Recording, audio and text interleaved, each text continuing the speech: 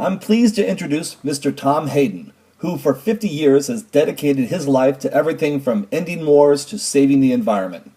He was elected to the California State Assembly in 1982, where for 18 years he served this great state. He has been published by the New York Times, the LA Times, and has authored 20 books.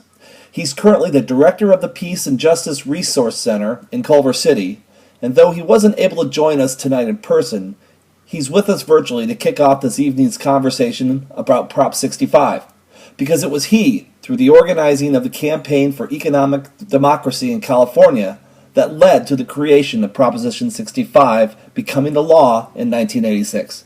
Tom, thank you for your time today. I'm glad to be here.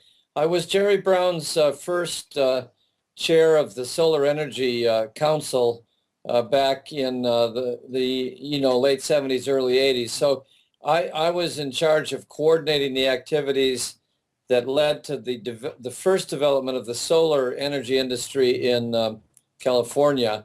And I was chair of an organization that led the campaign to end the nuclear plant Rancho Seco in Sacramento. That was successful. And I was involved along with the same organizational campaigning group to pass Prop 65, which brings us to I think brings us to today's discussion that I was asked to comment on. Absolutely. I know we have limited time, so I'd like to ask your opinion on a few things. You led to the creation of Prop 65 really coming into being.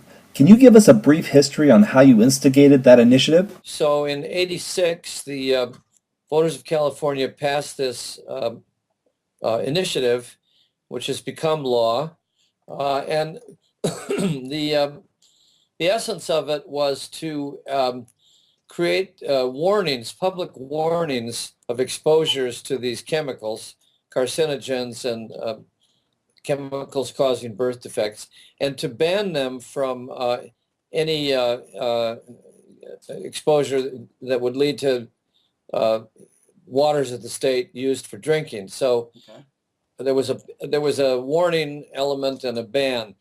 We were young and naive and didn't realize that laws are never implemented. Right.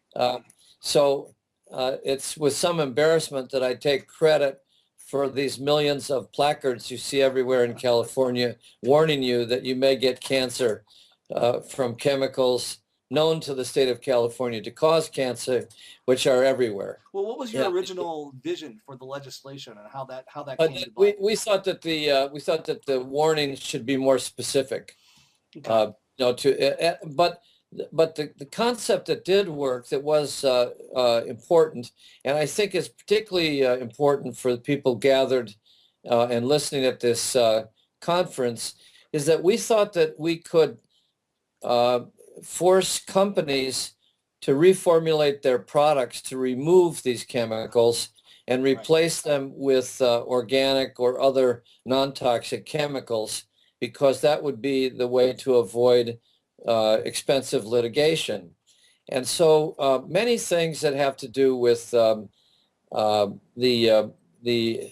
consumer area of products have been changed, like the lead that was routinely in the cork of a bottle of wine, the chemicals that were in nail polish. The list goes on. Right. Quite a large number of products have been detoxified, so to speak, by the implementation of Prop 65. So I know the current passion is to communicate the environmental dangers of fracking. Can you explain what fracking is? It occurred to me in the last year that Prop 65, as written, actually applies very directly to the issue of fracking, because fracking involves digging very deep holes in the earth in search of underground aquifers, water, and I mean using water to blast one's way down to underground supplies of natural gas. Right. Excuse me. Yep. And the chemicals used in the process would include chemicals that are already on the Prop 65 list. Basically, hydraulic acid, for example, or benzene, that are used to acidize in this process of fracking, are already prohibited by the state if the company or the operator cannot show that they don't impact drinking water or underground reservoirs of water. So the fracking process is in violation of the general spirit of Prop 65, and we're looking for a case to test it. Also, just today, this being Tuesday, I believe, a policy committee of the Los Angeles City Council just passed a moratorium on all fracking in the city of Los Angeles. And these are signs that fracking is coming to your neighborhood. And in that industrial process, as you had stated there, they're very careful on the regulations on how they are using noxious chemicals and pushing them into the earth. And how do you see that process, and what would be defined as noxious chemicals, and how that would infect the food that's actually growing in the soil? Can you shed some light on that? Well, I don't think anyone believes that contaminated water in the soil will be good for the food that your children eat. Let's just leave it at that. Right.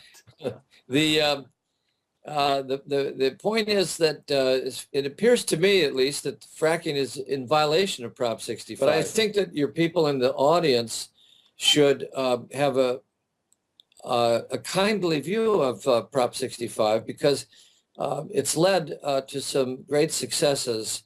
One of the heroes of Prop 65 was Horst Reckelsberger, who was the founder of Veda, a company that used non-toxic alternatives in all kinds of skin cream, perfumes, body lotions, and tried to develop the idea that organic and safe, non-toxic beauty products were viable economically, and were scientifically possible to develop. He just died this week at age 72, and would have been a big supporter of the idea that we should protect our groundwater from these chemicals. Great.